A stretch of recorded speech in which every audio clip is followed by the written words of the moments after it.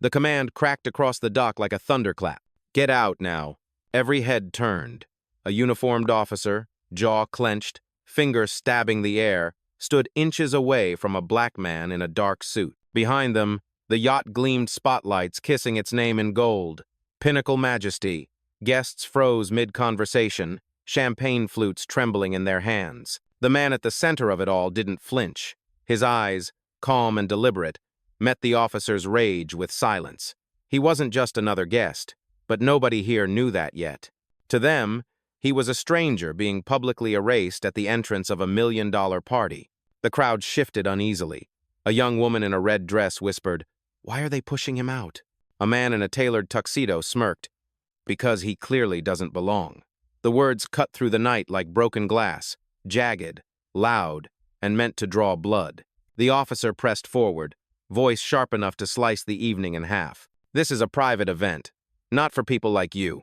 Step aside before I remove you." Gasps rippled, but no one intervened.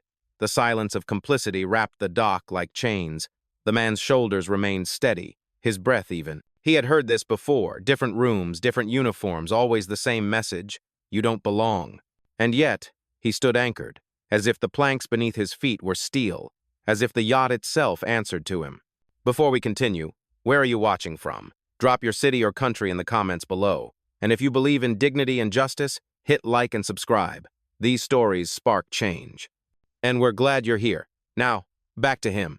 The officer's shout wasn't the only strike. From the edge of the gangway, the event manager stepped forward, a woman in pearls and a navy suit jacket trimmed with gold thread.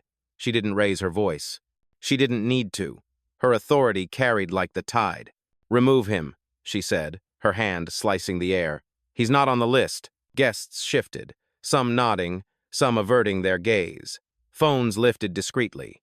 A young man near the bar whispered to his friend, "This is going online. Watch." The officer's hand clamped onto the CEO's arm. Hard, forceful, an insult made flesh. The sound of knuckles against fabric seemed louder than the music swelling from the yacht's upper deck. The man in the suit still didn't resist. His silence was heavier than protest, his stare sharper than any shouted defense. In that stillness, there was an unspoken promise, one the crowd couldn't yet understand. The dock wasn't quiet anymore. It was charged. Every word, every glance, every cruel command pressed the night closer to breaking. And that break was coming. The grip on his arm tightened, but he didn't fight back. Not a single muscle twitched. The officer's hand looked like a chain, but he wore it like silk, calm, controlled, unyielding. To the crowd, he was just another man being pushed aside. But in reality, this moment was not new to him. It was familiar, like a scar touched for the 100th time. He had been here before. Different cities, different doors, always the same insult dressed in new uniforms. At 25, he had walked into a boardroom and been told to wait outside because assistants don't sit at the table. At 32, a bank froze his account during a 7-figure transaction because those numbers can't belong to someone like you.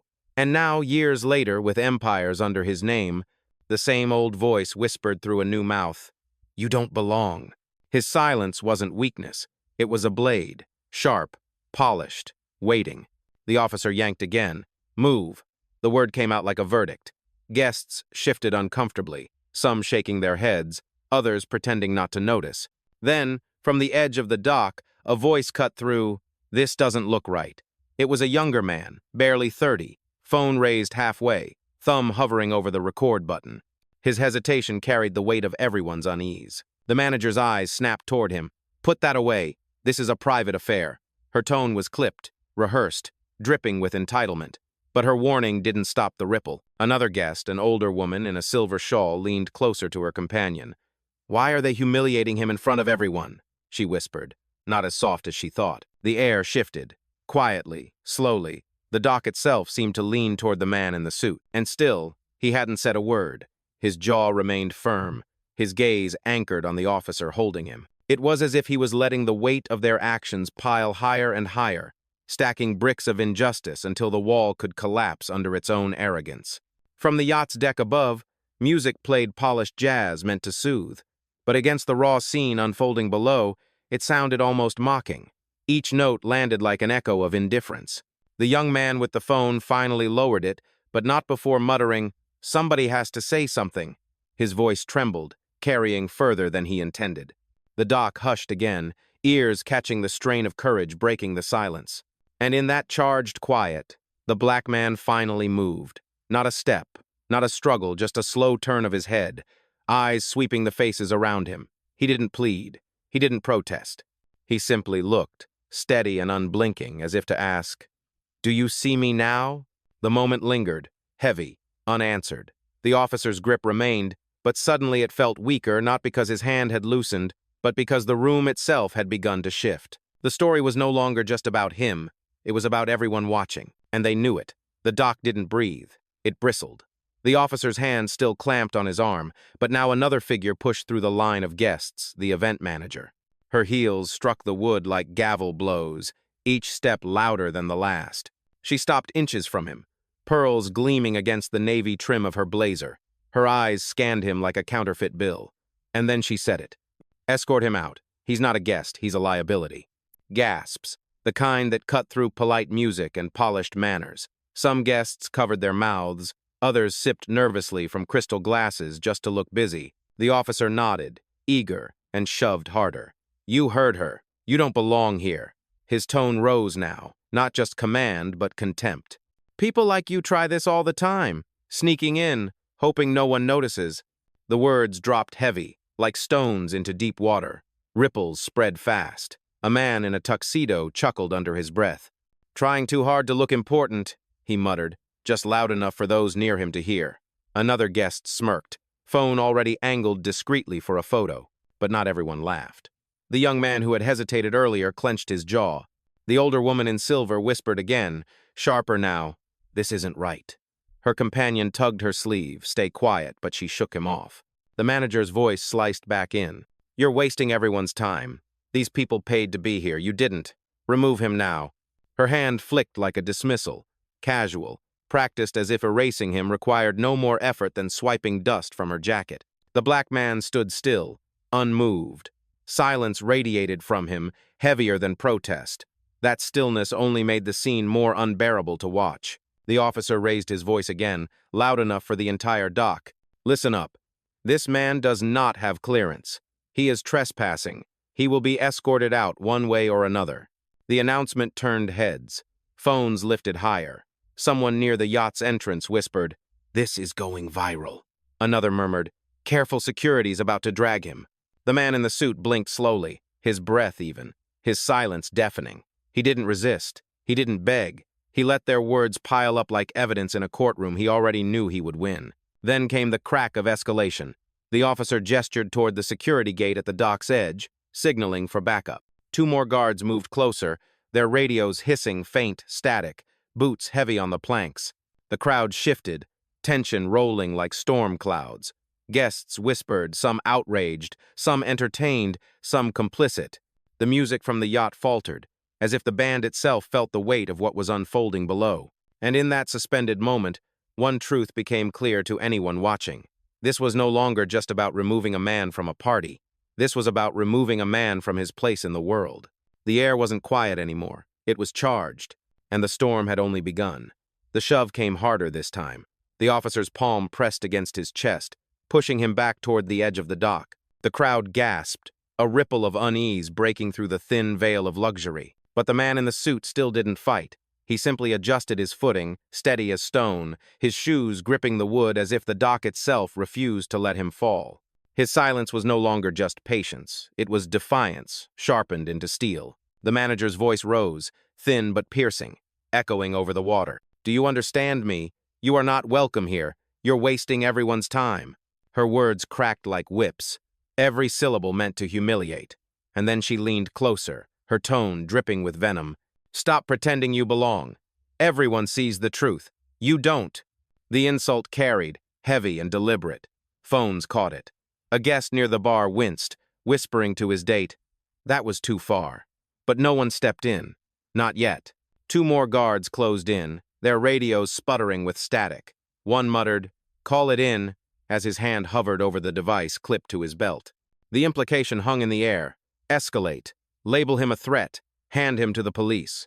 The younger guest who had spoken earlier took a step forward, heart pounding audibly in his throat. "He's not doing anything wrong," he said, voice unsteady but loud enough to carry. His friend yanked his sleeve, eyes wide. "Don't get involved." But the words were already out there.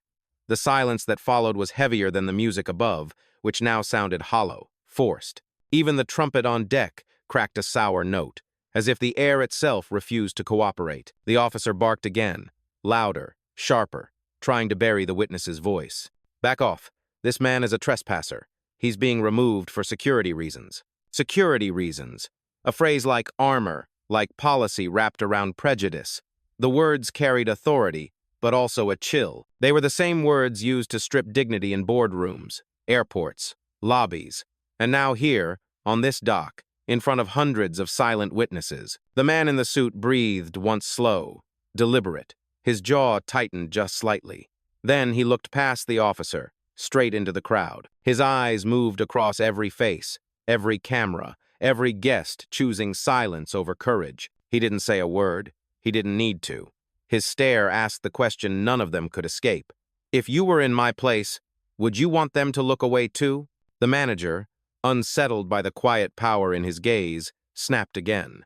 "Enough of this. Call the police. Now." The command struck like lightning. One guard reached for his radio, thumb pressing down on the button. Static hissed, an ugly sound against the night air. And still, the black man stood firm, silent, unbroken. He wasn't resisting the guards. He wasn't pleading with the manager. He was waiting, letting the storm swirl louder, closer, meaner, letting them dig deeper into their own arrogance. Because when the reveal came, it would bury them. A red light blinked in the crowd. Small, almost invisible, but powerful. A phone camera had finally gone live. The young man who had spoken earlier raised it, voice low but trembling with conviction.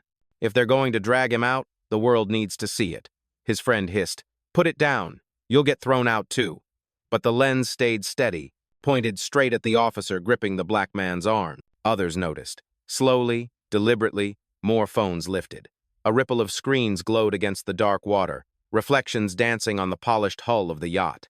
The manager's face tightened. "Turn those off. This is private property."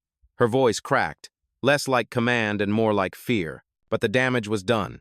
The dock had become a stage, and the audience wasn't silent anymore. "Why is he being treated like this?" a woman's voice asked from the back. She wore a silver bracelet that caught the floodlight as she pointed. "He hasn't done anything." The officer snapped back, louder, trying to drown her out. "Security protocol. That's all you need to know." Protocol. That word again. It hung in the air like smoke, acrid and suffocating. The man in the suit still hadn't spoken. His silence was louder than their shouting. The more they pushed, the steadier he stood, as if every insult was fuel stacking inside him, waiting for ignition. A teenager near the railing whispered to her mother, "Why don't they just check his name?" Her mother pressed her lips tight, unwilling to answer, but her phone stayed raised, recording every second. The guard with the radio barked into it now. "Possible intruder, requesting immediate police presence at the dock." His voice was clipped, professional but too loud. Every guest heard it. The crowd stirred, whispers rising like surf against the rocks. Words like intruder and trespasser weren't neutral. They branded, they poisoned, and the witnesses knew it. One man in a linen suit finally stepped forward, his voice carried across the dock. "He hasn't resisted. He hasn't raised his voice. Why are you calling the police?" Eyes turned, some relieved, some horrified. The manager snapped toward him. "Sir, stay out of this. We know what we're doing." The man didn't back down. "Do you?" His question landed heavy, echoing louder than her command. The dock buzzed now. Not with music, not with conversation, but with something harder to control doubt. And through it all, the black man remained silent. No plea, no protest, only presence. His stillness was a mirror, reflecting every prejudice, every assumption, every cruel word back onto the people who had spoken them. The cameras didn't blink. They caught it all: the shove, the insults, the radio call, the silence that spoke louder than rage. The manager's voice trembled for the first time. "End the recording, or you'll be escorted out too." But no one lowered their phones. Not a single hand. The tide had turned. The witnesses had chosen their side. And justice, though quiet, was beginning to stir. The night cracked open with shouting. "Step back," the officer barked. hand still welded to the black man's arm. "Phone's down or you're all out of here." His voice thundered against the dock, but it carried a strain now, an edge of panic hiding behind authority. The manager pushed closer, fury rising like heat. Her pearls glinted under the floodlights as she jabbed a finger toward him. "You're a fraud," she spat, the words trembling with contempt. "Every minute you stand here is a scam against my guests. You don't belong on this dock. You don't belong anywhere near this yacht." The insult landed heavy, cruel, deliberate. It echoed louder than the music spilling faintly from the deck above. Guests gasped, some murmuring, some filming with trembling hands.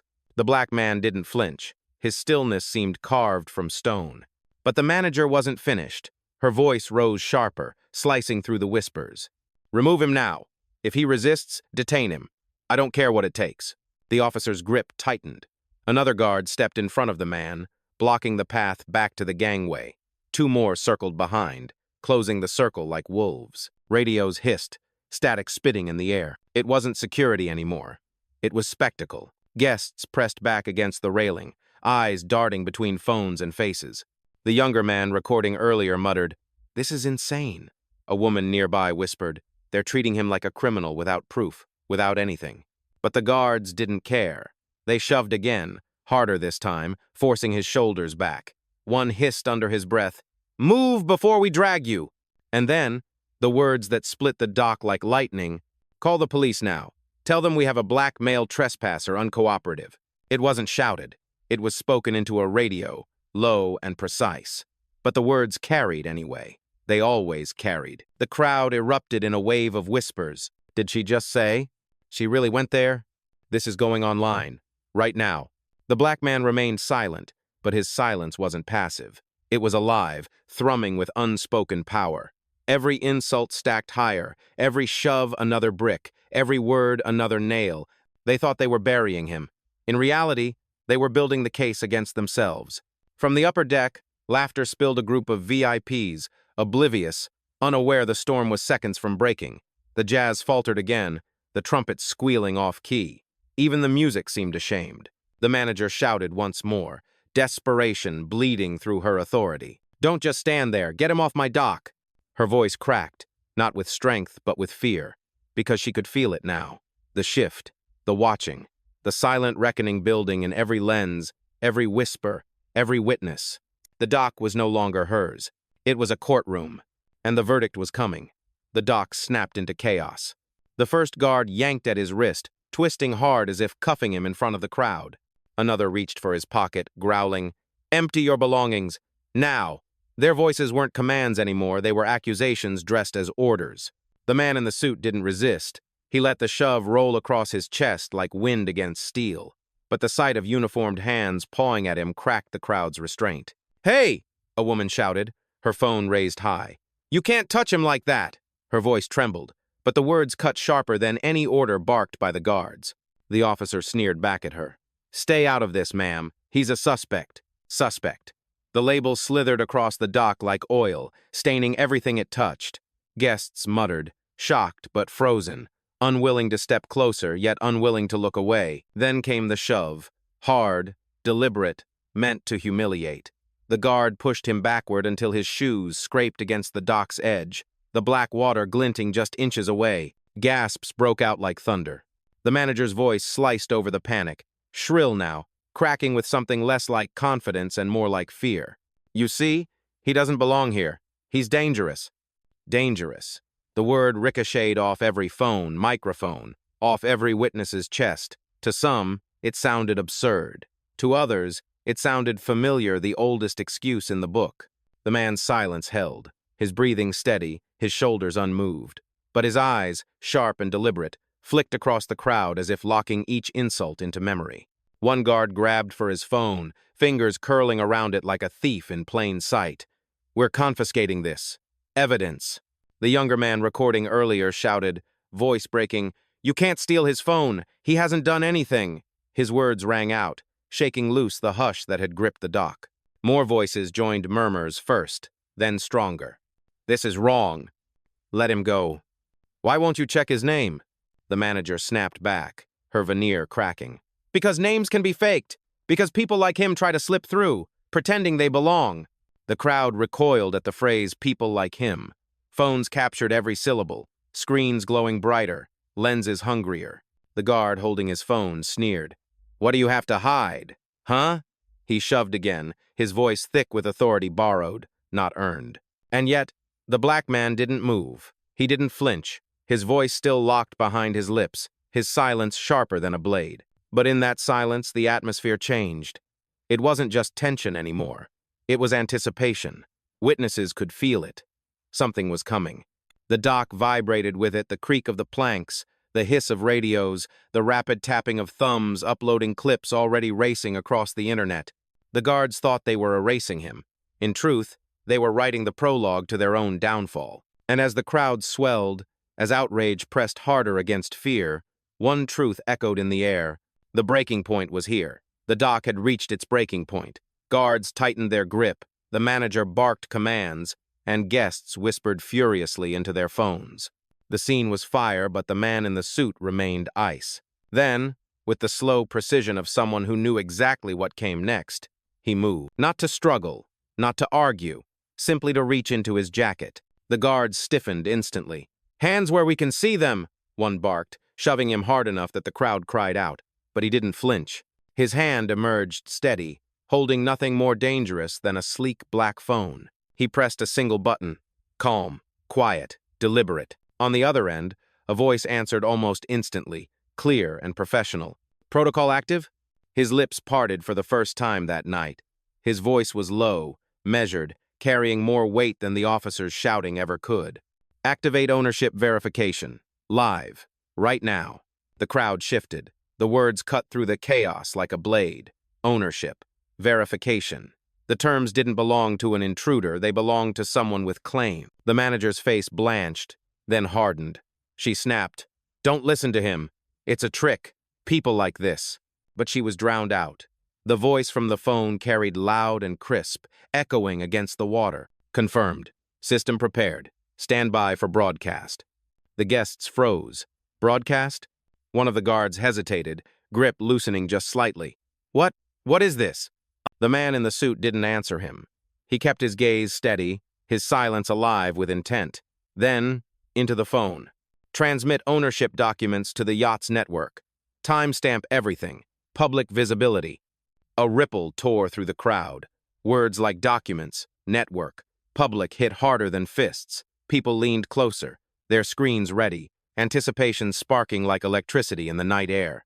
The manager stepped forward, panic now clear in the tightness of her voice. "Shut that off, do you hear me? Shut it down." But the voice from the phone ignored her completely. "Transmission in progress. All credentials verified. Please confirm next action." The man lifted his chin slightly. The floodlights seemed to catch his face in that moment. No longer anonymous, no longer forgettable.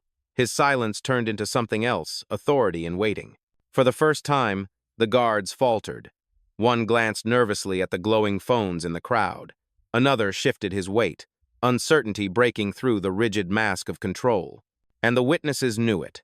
The balance was shifting. Slowly, irreversibly, the black man spoke again, his words precise, unhurried. "Record everything. If a single hand touches me again, escalate to full audit." The voice on the line confirmed without hesitation. Logged. Every second, every witness. The dock was no longer under the manager's control. It wasn't even under the guards. It had become his stage, and he hadn't raised his voice once. The dock held its breath. The officer still clutched his arm, but weaker now, the certainty drained from his grip. The manager's commands rang thinner, her voice cracking with every order no one obeyed. Guests pressed closer, phones lifted higher, waiting for the moment the silence would break. And then it did. From the sleek black phone in his hand, a new voice came loud, amplified through the yacht's own sound system. Calm, corporate, irrefutable. "This is an official broadcast from the Pinnacle Group Holdings. Confirmation. The vessel Pinnacle Majesty is owned entirely by Mr. Elijah Cross." The name landed like a detonation. Guests froze mid-breath, mid-whisper, mid-sip. Some turned to each other, stunned. Others clutched their phones tighter, their recordings now gold. The manager's face drained of color. "No," she stammered, shaking her head. That's not possible." But the voice pressed on, steady, Clinical. All legal documents verified. Ownership records time-stamped and filed. Elijah Cross, Chief Executive Officer of Pinnacle Group, holds full authority over this yacht and its operations. The officer's hand slipped from Elijah's arm as though burned. His eyes darted between the phone, the crowd, and the man he'd been shoving toward the water. Phones captured everything, the crack in the officer's composure, the panic tightening the manager's jaw, the collective gasp of the guests who realized they had just witnessed a humiliation flipped on its head. Elijah Cross finally raised his gaze, his voice calm but unyielding. "You called me an intruder on a yacht I own." The words cut through the dock like a verdict, sharp and undeniable. Gasps erupted. Some guests clapped their hands over their mouths. Others whispered his name as recognition spread like wildfire. Elijah Cross? The billionaire? The Pinnacle CEO? He's the owner? The young man who had been filming grinned, voice trembling with triumph. "I knew it! I knew something was off!" The older woman in silver let out a shaky breath, whispering, "God forgive them. They thought they could erase him." The manager staggered, pearls trembling against her throat. She tried again, desperate, clinging to authority already gone. This changes nothing. He doesn't have clearance for this event. He wasn't invited." But the crowd laughed now, not cruel, but incredulous. Phones tilted closer. Whispers turned to open rebuke. Someone near the front shouted, "You tried to throw out the owner of the yacht!" The guards, once rigid, now wilted. One stepped back entirely, radio slipping from his hand. Another muttered, "We didn't know. We didn't know." Elijah didn't raise his voice. He didn't need to. His presence filled the dock more completely than their shouting ever had. His silence had built the stage, and now his words were the spotlight. He looked directly at the manager, gaze steady, unblinking. "You mistook silence for submission. That was your last mistake." The dock erupted half with gasps, half with applause.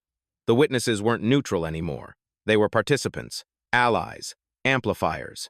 Their cameras captured not just injustice, but justice revealed. The humiliation was no longer his, it was theirs, and there was no turning back. The silence after his words didn't last. It shattered under the weight of 100 voices, gasps, whispers, laughter that stung like glass. The name Elijah Cross rolled across the dock, repeated in disbelief, then in awe. Phones shook as guests craned for better angles, hungry to capture the moment the story flipped. The officer who had gripped him stumbled back, hands half raised, as though surrendering to a truth he could no longer deny. His chest heaved, but his voice was gone. Every order he'd barked minutes ago now hung in the air like evidence against him. Another guard dropped his radio. The device hit the planks with a hollow clatter, static hissing into the charged night. He muttered under his breath, "We're finished."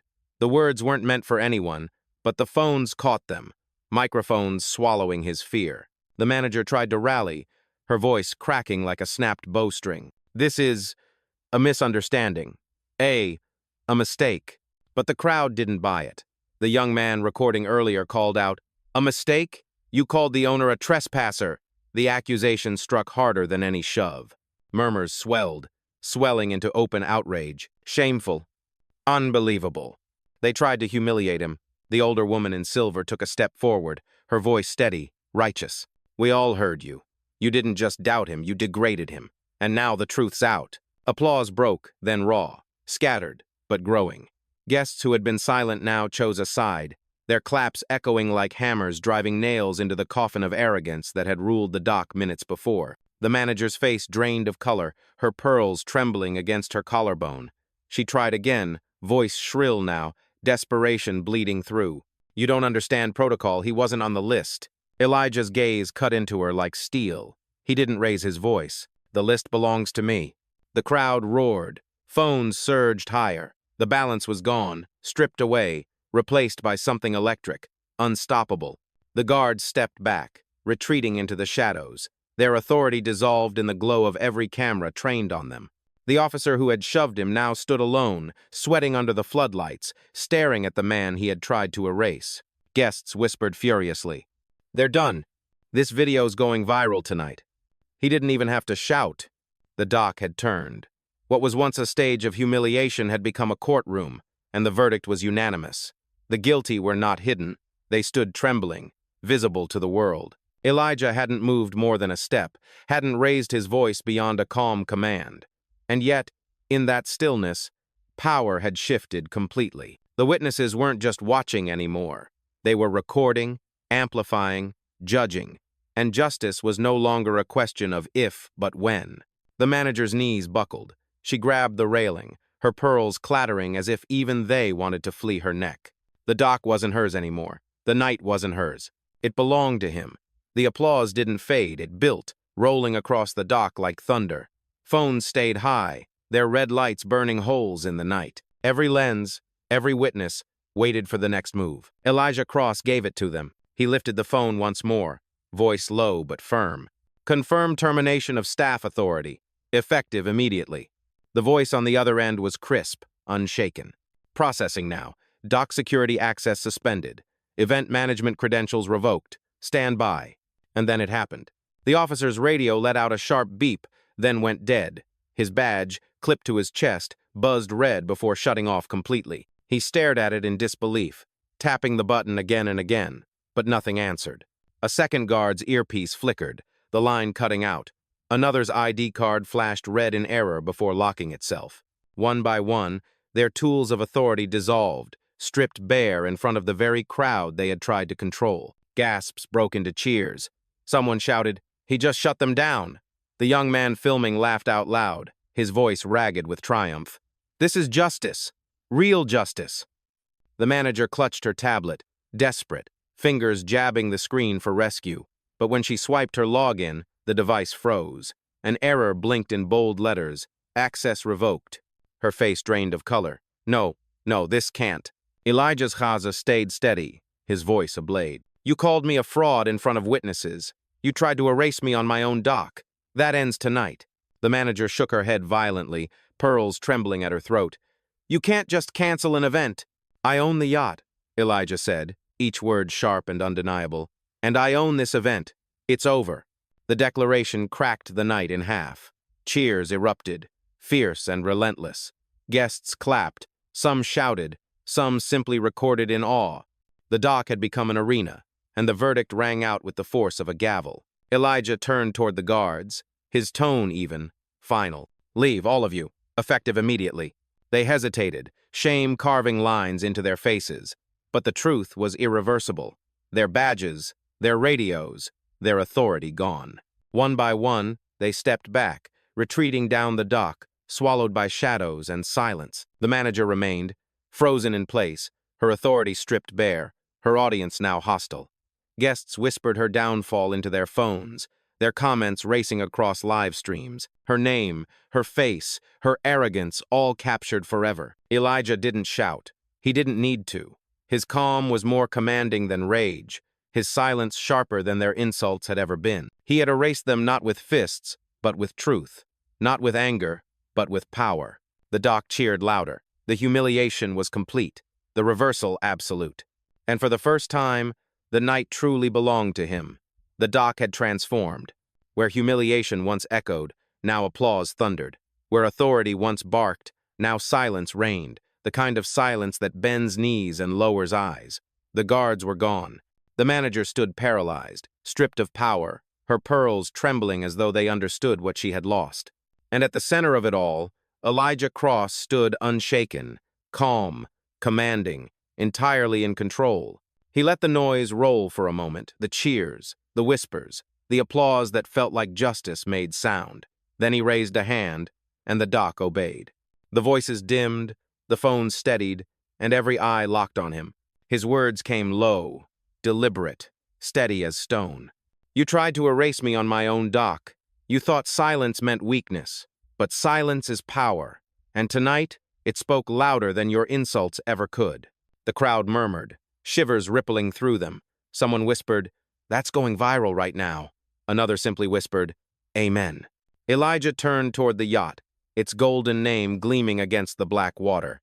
He took a step forward, slow and deliberate, the crowd parting without command. The dock seemed to carry him, the night itself bending to his pace. Before boarding, he paused. He looked back, not at the manager, not at the guards, but at the witnesses, the people whose silence had nearly let injustice win. His eyes swept them like a tide, steady and unforgiving. And then he gave them the final verdict. Dignity doesn't need your permission. It only needs truth. And tonight, you all saw it. The words hit like steel wrapped in fire. Phones trembled as they captured it. Guests nodded. Some clapped again. Some simply stood frozen, knowing they'd witnessed something bigger than a party gone wrong. Elijah turned away, ascending the gangway with measured steps. He didn't hurry. He didn't gloat. He simply walked as a man who had nothing left to prove because he never needed to in the first place. The crowd erupted once more behind him. Applause, cheers, voices crying his name. But he didn't turn back. He didn't need the validation. His power wasn't in their noise. It was in his silence, his truth, his ownership. At the top of the gangway, he paused just long enough for the cameras to catch his profile, steady under the floodlights. And then he disappeared onto the yacht, the door closing behind him with finality. The party was over. The lesson remained. And as the dock buzzed with voices, live streams, and disbelief, one truth settled heavy in every heart. Justice doesn't always shout. Sometimes, it simply stands still.